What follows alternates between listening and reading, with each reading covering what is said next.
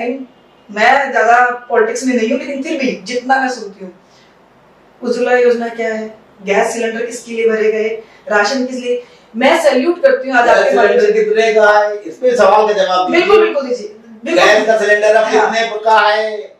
नरेंद्र मोदी की भाजपा, पहले ये बताइए।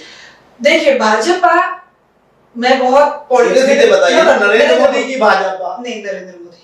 क्योंकि अक्सर लोग मुझसे यही पूछते हैं कि पैसा कहाँ से आता है, तो मैं उनको ये उंगली ऊपर कर देती हूँ। नमस्कार दोस्तों, सरोकार मीडिया यूट्यूब चैनल पर एक प्रोग्राम शुरू कर रहे हैं जिसका नाम है शख्सियत। इस प्रोग्राम में हम कार्यपालिका, न्यायपालिका, विधायिका और पत्रकारिता के साथ साथ समाज में महत्वपूर्ण मुद्दों पर काम करने वाले विभूतियों के बारे में दिखाएंगे। हम ऐसे व्यक्तित्वों का इस प्रोग्राम में साक्षात्कार करेंगे जिनसे प्रेरणा लेकर हमारे देश के युवा अपनी ज़िंदगी में भी कुछ कर सकें। शख्सियत प्रोग्राम व्यक्तिगत उपलब्धियों पर आधारित प्रोग्राम होगा और इसमें कोशिश की जाएगी कि ऐसे लोगों का ही साक्षात्कार किया जाए जिन्होंने अपने अपने क्षेत्रों में महत्वपूर्ण उपलब्धियां हासिल की हैं। हमें अपने दर्शकों से अपेक्षा है कि वे हमें बताएं कि किस तरह के लोगों का इसमें और साक्षात्कार किया जा सके, जिससे इस प्रोग्राम को बहुत ज़्यादा प्रभावशाली और सराहनीय बनाया जा सके। हमारी दर्शकों से अपेक्षा है कि वे हमारे व्हाट्सएप नंबर 9540297770 पर बताएं कि ये प्रोग्राम उनको कैसा लगा और वो किस तरह की शख्सियत इस प्रोग्राम में बुलाना चाहते हैं। नमस्कार दोस्तों, यूं तो मैंने सरोकार के लिए हजारों साक्षात्कार लिए हैं, लेकिन आज हमारे साथ एक बहुत ही खास शख्सियत इंदु राजपूत जी हैं। इंदु राजपूत एक एनजीओ चलाती हैं जिसका नाम है Raksha the saviours. Raksha the saviours के माध्यम से ये पीड़ित महिलाओं और समाज में दबे कुचले लोगों की सेवा में जुटी हैं। पिछले 6 साल से रात दिन एक कर कमजोरों, मजलूमों और पीड़ितों की ये हर संभव सहायता कर रही हैं। आइए मिलते हैं और जानते हैं उनके द्वारा किए जा रहे समाज सेवा के कार्यों को और उसमें आ रही परेशानियों के बारे में भी उनसे पूछेंगे। नमस्कार। इंदु, आपका जो ये एनजीओ है इसका नाम है रक्षा द सेवियर्स। ये आधा नाम इंग्लिश में आधा हिंदी में, ये ऐसा नाम रखने के पीछे क्या सोच है? रक्षा द सेवियर हमने इसलिए रखा है कि हमने देखा है बहुत सारे एनजीओ में काम करते, मैंने काफ़ी एनजीओ में काम किया है। लोग एक बार हेल्प करते हैं, उसके बाद वो उनको नहीं देखते हैं क्योंकि उनके पास बहुत सारे काम होते हैं। तो कहीं ना कहीं ये बात हमें लगता था कि अगर किसी एक महिला की ज़रूरत को पूरा किया जाता है, उसकी मदद की जाती है, तो उसको बाद में सुरक्षा देनी चाहिए। तो हमारा जो मकसद था रक्षा करके फिर सुरक्षा देना। जब हमने इसका नाम रखा कि रक्षा एवं सुरक्षा, तो कहीं अच्छा नहीं लगा हमें। तो करते करते हमारी टीम ने रक्षा द सेवियर, तो हमारा जो सोच था वो उसमें इम्प्लीमेंट हो गया। सेवियर मतलब सेव करना और रक्षा मतलब रक्षा करना। तो रक्षा एवं सुरक्षा बेसिकली हिंदी नाम है। वो सुरक्षा हमें देखने में थोड़ा अटपटा लग रहा था पूरा, तो हमने इसको रक्षा द सेवियर। चलिए, ये तो वही नाम की बात। इसके तहत आप जो है किस तरह की जो है समस्याएं महिलाओं की जो है निपटाती हैं, और शुरू में वो पहली समस्या ऐसी बताइए जो आपके पास आई हो और उसको आपने अपनी एनजीओ के माध्यम से हल किया। यूँ तो कहने को 20-22 साल से मैं समाज सेवा में हूँ और कुछ बहुत सारी चीजें देखते हुए हमें ये लगा कि हमें अपनी ही संस्था शुरू करनी चाहिए, क्योंकि आप किसी के साथ जब एसोसिएट होकर काम करते हो तो कहीं ना कहीं आपको उनके रूल्स फॉलो करने पड़ते हैं, और रूल्स ऐसे भी होते हैं कभी कि अपनी आत्मा को मारना पड़ता है, और मैं एक ऐसे इंसान हूं, मैं अपनी आत्मा को मारना पसंद नहीं करती। तो मैंने अपनी संस्था बनाई, और जो हमारा सबसे पहला केस था 2016 का केस है, हरियाणा का केस है। एक बच्ची 4 साल से अपने घर से गायब थी, उसको अगवा किया गया था पुणे से और हरियाणा में उसको बेच दिया गया था। पूर्व सरपंच के घर से वो लड़की थी। 4 साल के बाद उसको एक नंबर मिला, उसने अपने पिताजी से कांटेक्ट किया, शॉर्ट में बता रही हूँ, और उनको किसी ने बोला कि आप इंदु जी से बात करिए और वहाँ का वो करेंगे, काम करते हैं, इस तरह के दबंग काम जो है वो करती है बच्चियों के लिए। वो कभी सोचती नहीं है कि मुझे यहाँ जाना है या नहीं जाना है, या सामने कौन है जिससे मुझे फाइट करनी है। और मेरे पास जब कॉल आया तो उन्होंने मुझे लोकेशन भेजा कि इंदु जी नॉर्थ में ये लोकेशन देखिए, और ये ईश्वर की कृपा है कि उसने मुझे माध्यम बनाना था। वो लोकेशन सिरसा के पास की थी, और जो सिरसा का एरिया में बहुत नॉन हूँ उससे, तो मैंने तुरंत उनको हाँ किया। मैंने नहीं पूछा कि ये बच्ची किसके घर में है, किसके घर में नहीं है। बाद में धीरे धीरे मैंने जानकारी निकाली, सिरसा मैंने कॉल किया, अपनी फैमिली को भी इन्वॉल्व किया कि आप इसका मुझे पता करके दो। ऐसे सुन के पेरेंट्स आ रहे हैं हमारे पास में, उनके पेरेंट्स आ गए, महाराष्ट्र पुलिस आ गई हमारे घर पे द्वारका में कि चलिए मैडम चलते हैं। सुबह उठे, हम लोग गए, हम पुलिस स्टेशन पहुंचे। वहां पे हमें पता लगा कि जिसके यहाँ पे लड़की है वो पूर्व सरपंच है। तो देखिए, हरियाणा जो प्रदेश है ना, उसके बारे में सब जानते हैं कि वहां लड़कियां खरीदी जाती है।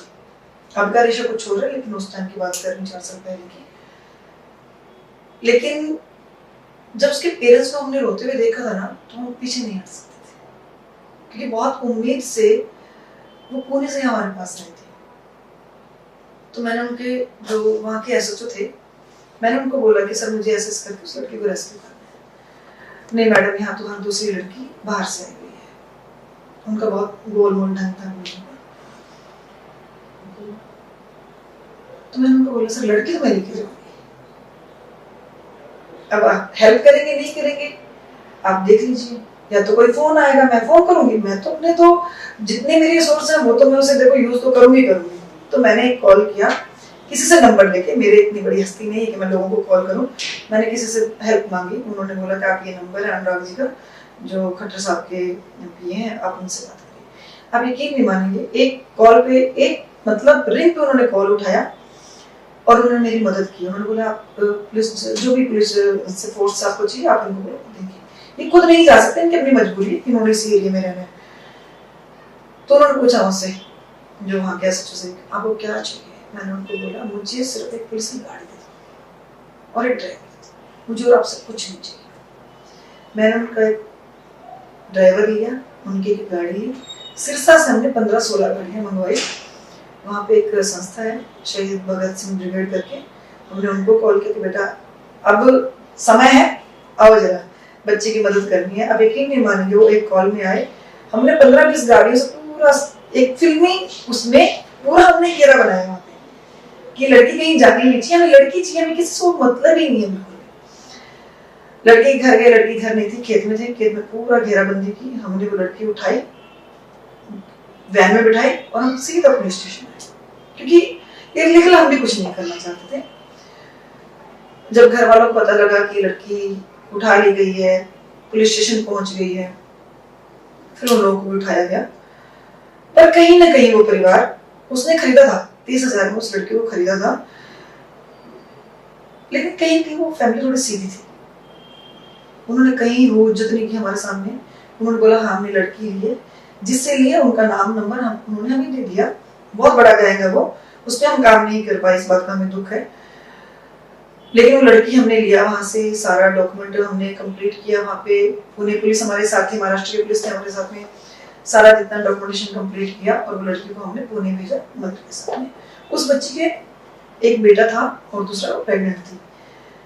उसको वहां भेजने के बाद में वो बच्चा, छोटा वाला जो बच्चा था 1.5 साल का, उसको ससुराल में रखा, लेकिन बाद में हमने वहां भेजा।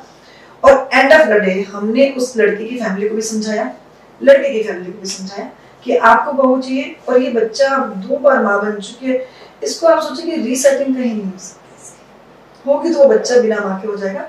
हम चाहते हैं कि किसी की आत्मा नहीं दुखे और एक सेटलमेंट हो जाए।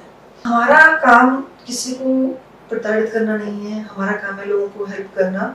और हम ये भी देखते हैं कि जो बच्चियां हमें फोन करती हैं, कंप्लेन करती हैं, उनका तकलीफ किस मात्रा में है। कहीं ऐसा न कि इनसे ही दूसरे वाले परेशान हो, बहुत सारे केसेस में होते हैं।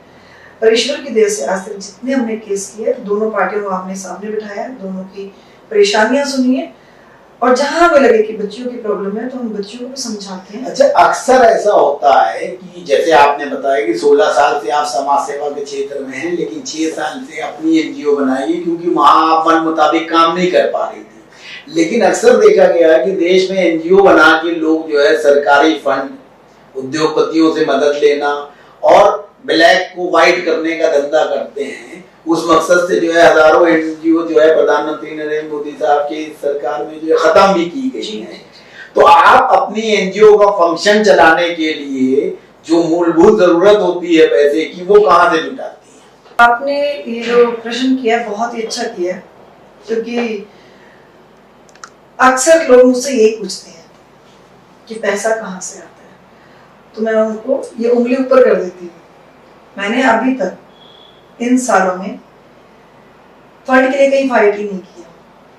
और हमारा एक समाज ऐसा समाज है, अगर आप ये साबित कर देते हो कि आप समाज के लिए काम कर रहे हैं, तो दानवीरों की कमी नहीं है। अभी आपने देखा होगा राम मंदिर के लिए इतना बुरा समय चल रहा था कोविड का, लोग बेरोजगार, जैसे कहते बेरोजगार है, कितना पैसा इकट्ठा हुआ, कितना निधि धन इकट्ठा हुआ। तो वो सब चीजें मेरे साथ भी है कि अगर मैं किसी को भी बोल देती हूँ कि इस बच्ची का फोन आया है और मुझे मदद चाहिए, मैंने कभी कैश पे ध्यान नहीं दिया। जैसे मैंने अभी एक आपको उदाहरण दिया था केस का, ऐसा ही। लेकिन एनजीओ आप चला रही हैं, उसके कुछ रूल्स रेगुलेशंस हैं, रजिस्ट्रेशन कराया है, उसका नामकरण किया है, उसका बैंक अकाउंट होगा, उसका बैलेंस शीट होगा। अगर दानवीर भी पैसे दे देता है, बहुत अच्छी बात है, उसमें कोई क्वेश्चन नहीं है मेरा, लेकिन उसको एक सिस्टमेटिक वे में हिसाब तो करती हूँ। बिल्कुल बिल्कुल। तो वो कितना पैसा जो है आपका साल में जमा हो जाता है लोगों की मदद करने? मैं बता देती हूँ, ये आपने बहुत ही अच्छा प्रश्न किया है। लोग बैलेंस शीट बनाते हैं गवर्नमेंट से फंड लेने के लिए, क्योंकि वहां दिखाना होता है कि आपका तो टर्नओवर इतना है। मेरे बैंक का कोई टर्नओवर नहीं है।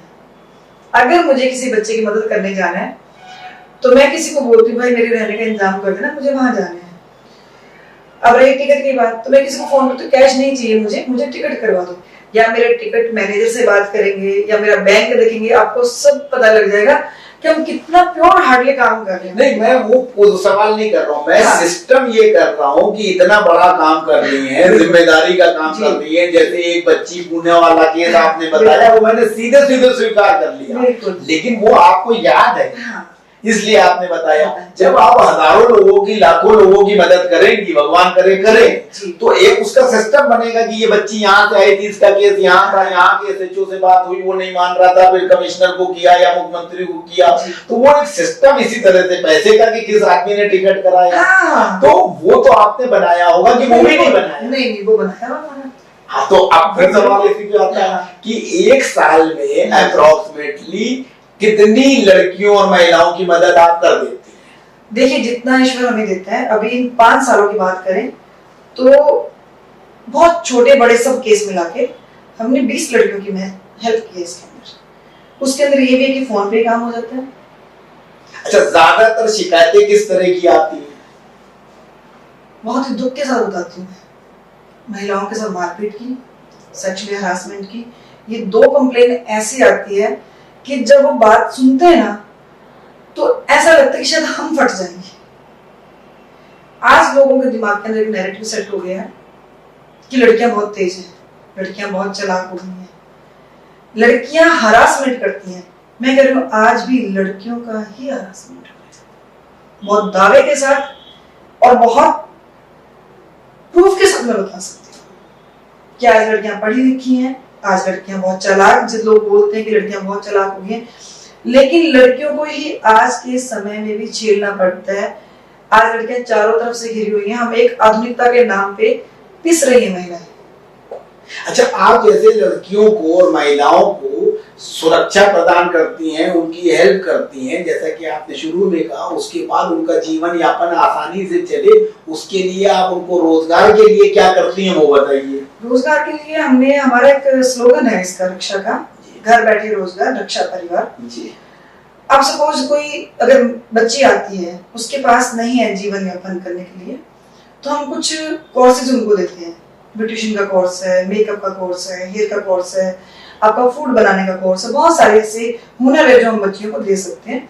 उसी में से उसका इंटरेस्ट देखा जाता है कि आपका किस चीज में इंटरेस्ट है, फिर वो उनको बना के देते हैं। उनमें ज्यादा नहीं लगता। अगर किसी ने सैलून का कोर्स कर लिया, ब्यूटिशियन का, तो उसको जॉब लगवा देते हैं। ऐसे ही करते करते कम से कम भी मैंने अराउंड 50 लड़कियों को ट्रेन करके मुंबई बॉलीवुड में, चंडीगढ़ बॉलीवुड में और दिल्ली के अंदर मैं लगा चुकी हूँ। तो वो वहाँ क्या एज एक्ट्रेस गई हैं कि makeup artist? As a makeup artist. तो उनका जीवन जो है बढ़िया से चल रहा है, सुरक्षित और बहुत अच्छा चल रहा है।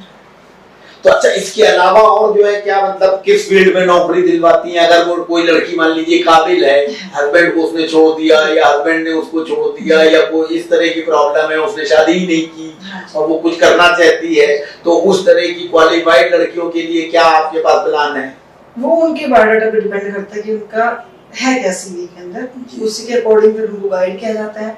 फिर लोगों से हेल्प मांगते हैं, हमारा तो काम ही हेल्प मांगना है, तो हम कॉल करते हैं कि इस तरह का सीवी है, आप देखिए। कुछ होटल लाइन के अंदर, कुछ बच्चियां ऑफिस के अंदर, कुछ अभी नॉर्मल ऑफिस बने होते हैं प्रॉपर्टी के नॉल, तो उनको फोन करते हैं। अगर वो एलिजिबल रहती है तो वो कर लेती हैं। तो अभी आपके पास वर्तमान समय में, क्योंकि कोविड के चक्कर में लोग बेरोजगार भी हुए, तो अभी आपके पास कितनी बच्चियां जो है ऐसी हैं, लड़कियां या महिलाएं, जिनको नौकरी की दरकार है?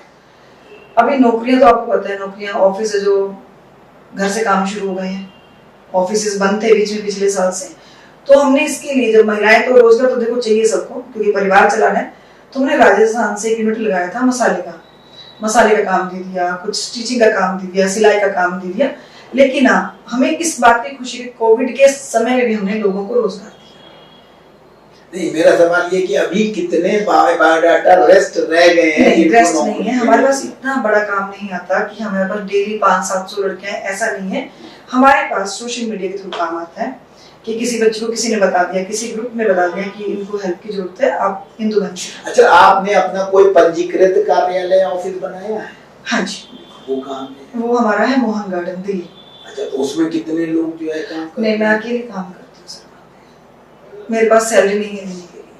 फिर वही बात आती है, एक सीए है जो बिल्कुल फ्री ऑफ कॉस्ट काम कर रही है हमारा, एक सीएस है वो बिल्कुल फ्री ऑफ कॉस्ट काम कर रही है।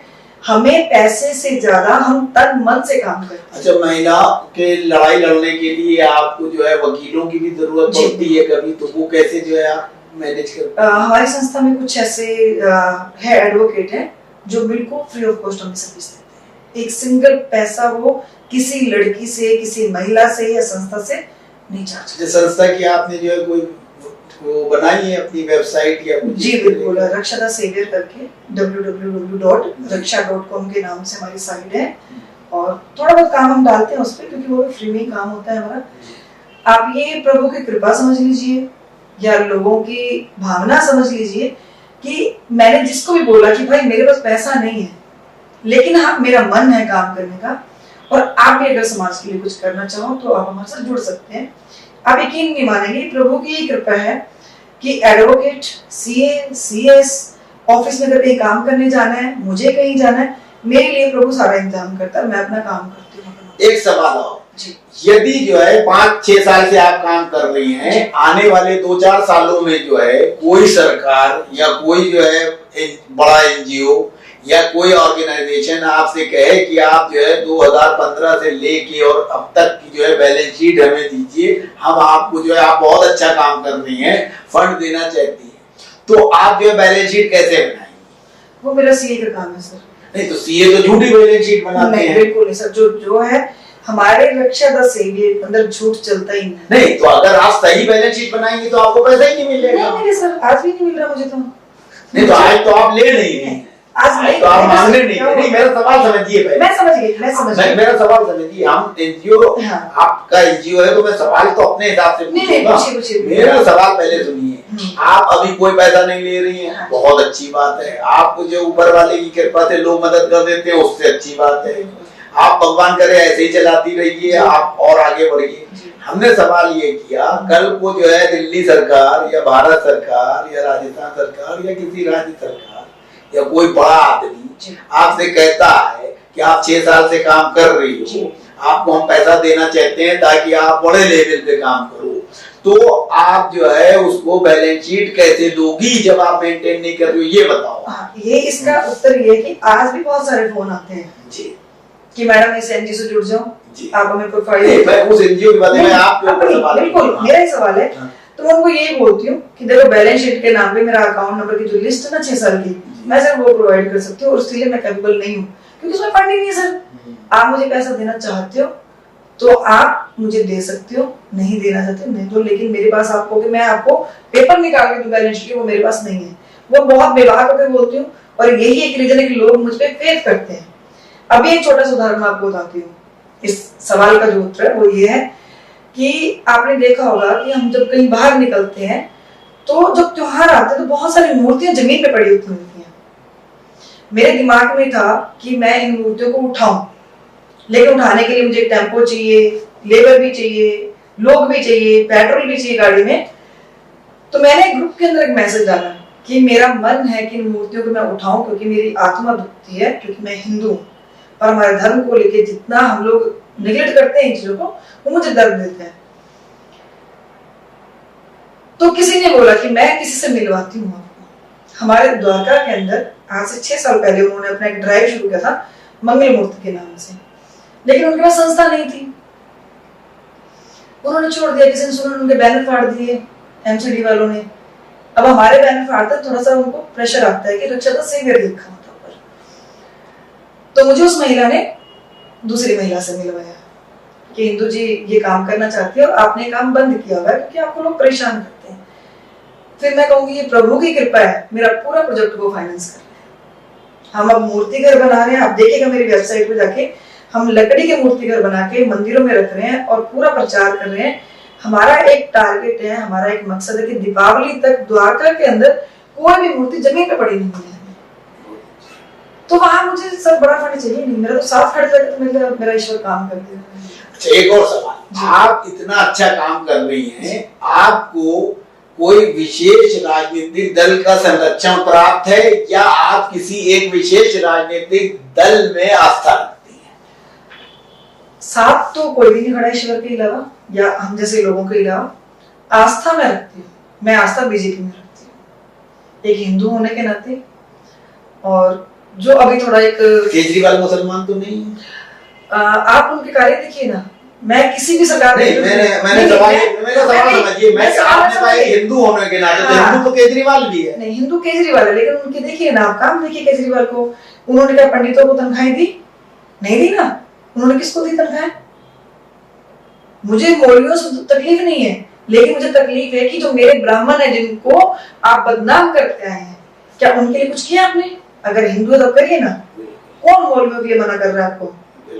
आप बराबर बैलेंस चलिए। मुस्लिम भी हमारे भाई हैं, हिंदू भी हमारे भाई हैं, लेकिन ये जो खाई पाट रहे वो आप पाट रहे हैं, हम नहीं पाट रहे। हम सिर्फ उस पर काम कर रहे हैं, हम उस पर अब सचेत हो गए हैं कि हमारे साथ धोखाधड़ी हो रहा है। पैसा हम देते हैं।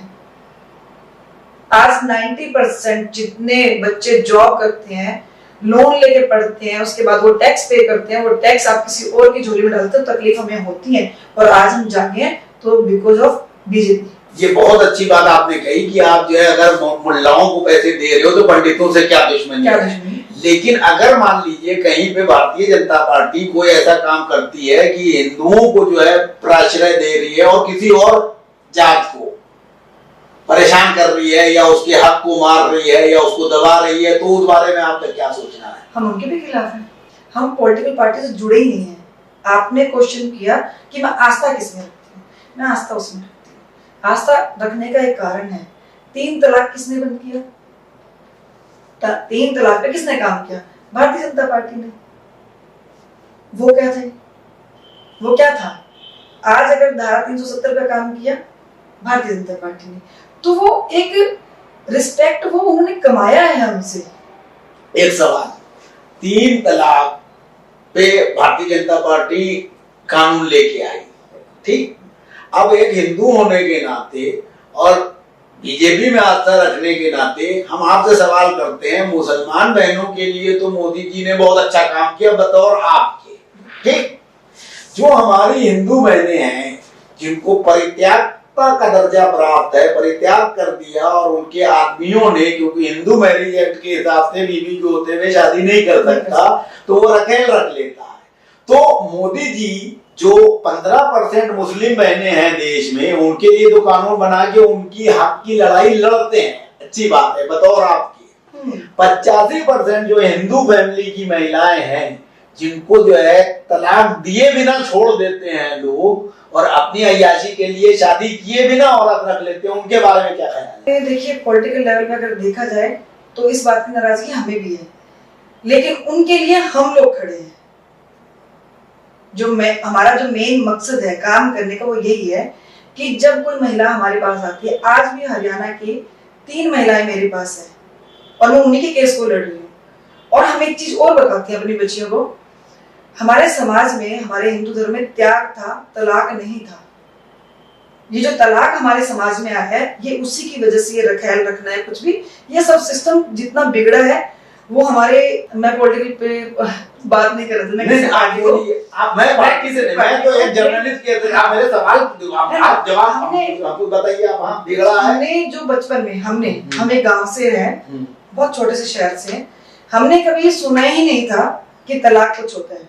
लेकिन जैसे जैसे बड़े होते गए, बड़े सिटी में आए, तो हमें पता लगा तलाक क्या होता है, उस तलाक के क्या नुकसान है, वो हमारा समाज आज छीन रहा है। बीजेपी नहीं किया काम, ऐसा नहीं कि वो नहीं काम करेगी, मैं फेवर नहीं करूंगी, लेकिन हाँ वो काम कब करेगी? 15% को पहले कर रही है, और जिसने वोट देगी, सुनिए सवाल, 15% जो तुम्हें कभी वोट नहीं देता है बतौर बीजेपी नेताओं, सवाल थोड़े कड़वे हैं, बतौर बीजेपी नेताओं मुस्लिम समाज तुम्हें जो है, जो पैसे नहीं देता है, उनकी बेटियों के लिए, उनकी बहनों के लिए तो तुम्हारे सीने में बहुत दर्द है। जो अपनी बेटियां बहनें हैं 85%, उनके लिए कोई कानून बनाने की हिम्मत नहीं है। आप कहती हैं कि उसके लिए हम बैठे हुए हैं, तो मुसलमानों के लिए भी तो मुस्लिम पर्सनल लॉ बोर्ड और शरीयत बैठा है, ये भेदभाव क्यों? इस पे जवाब दीजिए। मैं बताती हूँ।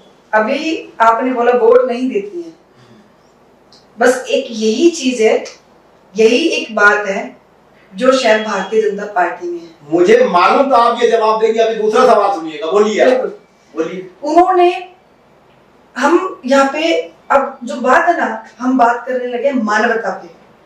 नहीं, मैं बताती हूँ, इसका मैं बताती हूँ, आप कह दीजिए। हम बात कर रहे हैं मानवता पे। मैंने आपके पहले प्रश्न के उसमें उत्तर दिया था कि मौलवियों की तनख्वाह है, पंडितों की नहीं है। जहां बात आती है महिलाओं की, जहां बात आती है मानवता की, मेरा जो संगठन है पक्का हिंदुत्व पे है। अब मेरा थोड़ा जो उत्तर है वो थोड़ा सा लंबा है। इंडिया गेट के पास में एक महिला 15 साल से रेप पीड़ित, 15 साल से रोजाना उसका रेप होता था। 5 बच्चे उसने पैदा किए, जिसमें 4 बच्चे उसके गायब हो गए। एक बेटी उसकी किसी ने पाली, मजार, मस्जिद में मजार है वहां पे इंडिया गेट पे, उसने कहीं छुपा के पाला, उसको बड़ा किया। मेरे पास जब ये केस आया, हिंदू हूं तो हिंदू के लिए काम करूंगी, लेकिन जहां बात मानवता की आती है तो वहां हम भूल जाते हैं, क्योंकि दर्द तो दर्द होता है, चाहे आप मुस्लिम हैं, चाहे आप हिंदू हैं, चाहे सिख है, ईसाई, कोई भी है। मैंने बिना समय गवाया 2 बजे दोपहर में मुझे लेटर आया था वो व्हाट्सएप पे, 4:30 बजे मैं संसद मार्ग थाने में थी, मात्र एक महिला को लेके कि आप चलो वहां जाके काम करेंगे। वहां पे उन्होंने बड़ी आनाकानी की, कंप्लेन की कि ब्लड रिलेशन नहीं है, आप कौन हो? मैंने कहा मैं इंसान हूँ, वो इंसान है, मुझे इतना समझ है कि एक औरत होने के नाते मैं समझ सकती हूँ, अगर हम कहीं जाते हैं और गलती से भी कोई टच कर जाता है तो वो दर्द है ना, वो दर्द उसने 100 गुना झेलती है, वो रोजाना झेलती है, मुझे उस दर्द से बचाना है। या तो आप करेंगे, नहीं मैं कहीं और जाऊंगी, लेकिन फिर बात आपके ऊपर आएगी। आप यकीन नहीं मानेंगे भाई साहब, 15 दिन के अंदर 15 दिन लगे मुझे उस केस को निपटाने में। उस लड़की को ढूंढा गया जो 8 साल की लड़की उसकी गायब हो गई थी, उसको ढूंढा, CWC के अंदर उसको एडमिट कराया गया झंडे वाले में, और उस लेडी को, शबो नाम की लेडी को हमने हिवास भेजा ट्रीटमेंट के लिए। जब हमने प्रेशर डाला, अग्रेसिव हुआ, तब पुलिस ने सुना हमारा। पुलिस भी सुनती नहीं है, जल्दी से सुनती नहीं है वो। आज वो लेडी 8 साल का बच्चा CWC में, हम जाते हैं उसको देखने के लिए, बहुत पढ़ाई भी कर रही है वो अंदर बैठ के, अच्छा खाना मिलता है, सुरक्षा के अंदर है, और वो लेडी शबो आज वो हिवास के अंदर है। तो आपने बात की थी, आपका क्वेश्चन था कि उन्हीं के लिए क्यों किया गया। हमारे समाज में, हिंदू समाज में कहीं ना कहीं फिर औरतों के लिए रिस्पेक्ट है। आप 85% को काउंट नहीं कर सकते। 85%, 5 या 7% ऐसी महिलाएं हैं जिनके साथ ये घटनाएं होती हैं। तो 85% का तो काउंटर ही आपका गलत है। तलाक का सिस्टम क्या है आपको पता है? नहीं। तलाक कैसे होता है मुसलमानों में? हाँ, नहीं, ये गलत है। यही तो कह रहा हूँ, जो मैं आप ये नॉलेज कम है, इस नॉलेज को आप भी बढ़ाइए और बीजेपी वाले भी बढ़ाएं और देश के बड़े बड़े वकील। तलाक यूं नहीं दिया जाता है कि बीवी ने शराब पी ली, गुस्से में आए और कह दिया तलाक तलाक तलाक, और वो तलाक हो गया। हमने जितनी हमें नॉलेज नहीं है इतनी मैं बताऊं, लेकिन हमने सुना है और हमने देखा भी है कि किसने लेटर में 3 बार तलाक लिख के भेज दिया। ये प्रोपोगंडा है, वो जाहिल है, वो औरत जाहिल है जो वो लिखे हुए को मानती है। यही मैं बताना चाह रहा हूँ, आपसे क्वेश्चन करके आपसे आंसर भी करवाना चाह रहा हूँ। अगर हमने अपनी बीवी, मैं पढ़ा लिखा आदमी हूँ, मैंने अपनी बीवी को अभी व्हाट्सएप पे भेज दिया तलाक तलाक तलाक, तो ना शरीयत के हिसाब से, मुस्लिम कानून के हिसाब से ना वो तलाक हुआ, ना कॉन्स्टिट्यूशन के हिसाब से तलाक हुआ। जो बीजेपी ने कानून बनाया है वो कानून होते हुए भी कानून नहीं है, क्योंकि जिस चीज की वैलिडिटी ही नहीं है उस चीज को तुम वैलिड कर रहे हो। सवाल ये, मेरा फिर वही सवाल है कि महिलाओं के लिए आप बिल्कुल सही करें, मैं खुद चाहता हूं, अभी मैं एक सवाल और पूछूंगा।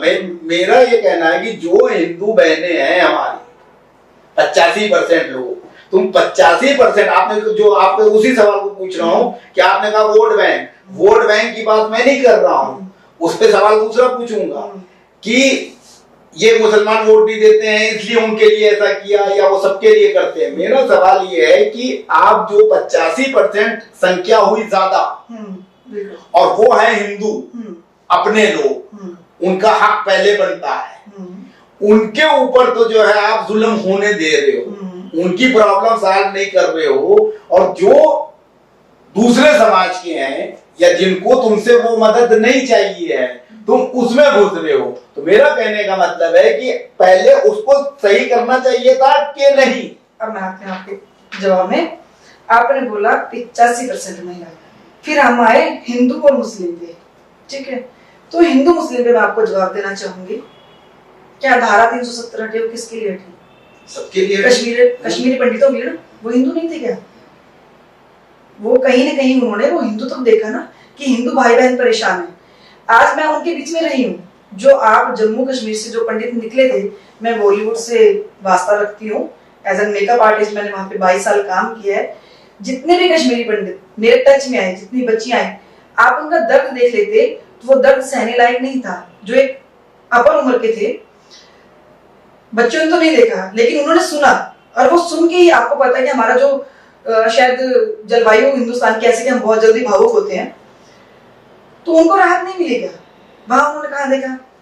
फिर सेकंड, मैं ज्यादा पॉलिटिक्स में नहीं हूँ लेकिन फिर भी जितना मैं सुनती हूँ, उज्ज्वला योजना क्या है, गैस सिलेंडर किसके लिए भरे गए, राशन किस लिए, मैं सैल्यूट करती हूँ। आज आपके बारे में कितने का है, इस पे सवाल का जवाब दीजिए। बिल्कुल बिल्कुल दीजिए। गैस का सिलेंडर अब कितने का है? सवाल के बदले में सवाल पूछा जाएगा। 350 की जगह 850 का है। ठीक है, बिल्कुल है। मैं उसका जवाब दूंगा। जो है 50 रुपए से जो है 100 रुपए है, क्यों है? मैं भी डलवाती हूँ गाड़ी के अंदर। हाँ, दीजिए जवाब। मैं देती हूँ जवाब आपको। आप जब, मैं एक छोटा सा उदाहरण देना चाहती हूँ।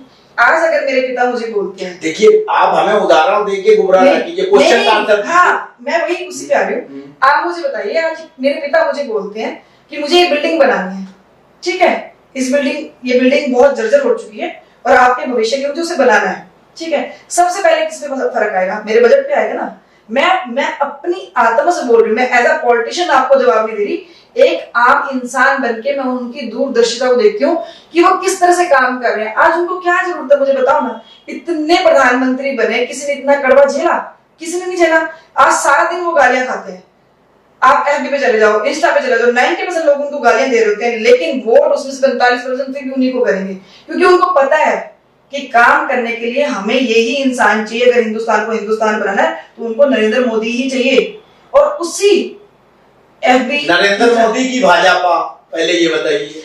देखिए भाजपा, मैं बहुत सीधे बताइए ना, नरेंद्र मोदी की भाजपा? नहीं, नरेंद्र मोदी। ठीक है, नरेंद्र मोदी, क्योंकि मैं उन्हीं की रिस्पेक्ट करती हूँ और वो उन्हीं के बारे में बोलती हूँ। जितनी मुझे नॉलेज है, मैं पॉलिटिक्स गलियारों में नहीं जाती, मैं कभी ऑफिस नहीं जाती, मैं उनकी रिस्पेक्ट इसलिए करती हूँ कि उनकी जब हम कोई भी लोग पता नहीं उनके बारे में क्या बोलते हैं, उनकी जो स्पीच होती है उनको किस ढंग से देखते हैं, लेकिन मैं बहुत आकलन करती हूँ जब भी मैं उनकी स्पीच देखती हूँ, जितना मुझे टाइम मिलता है, कि अगर इन्होंने ये फैसला लिया है तो इसका परिणाम क्या होगा, इन्होंने क्यों लिया ये फैसला। अच्छा, नरेंद्र मोदी जी जो है रामलीला मैदान में आके कहते हैं कि सीए एनआरसी और इस पे जो है कोई ऐसा कानून जो है नहीं आ रहा है, और अमित शाह साहब जो है वो पेश करते हैं। तो अब आप हमें ये बता दीजिए कि नरेंद्र मोदी जो है सच बोल रहे हैं कि अमित शाह? नहीं, अब इसमें बताता हूँ मुझे जो आप बताते बहुत है, आप सवाल का जवाब दीजिए ना, दोनों में से कौन सही है? ये एक ना प्रोपेगेंडा बनाया जाता है। प्रोपेगेंडा नहीं है, टीवी पे लाइव चल रहा है। मैंने देखा। प्रोपेगेंडा कौन बनाएगा? सारे चैनल तो जो है बीजेपी के पास है, प्रोपेगेंडा कौन बनाएगा? देखिए बीजेपी के पास है तो फिर इतना जो नेगेटिव उनके बारे में बोला जाता है, सभी लोग ये बोलते हैं कि सारे नहीं अगर मैं लाइव सारे चैनल बीजेपी के हैं तो फिर गलत बोलने वाला इंसान कहाँ से बोलता है?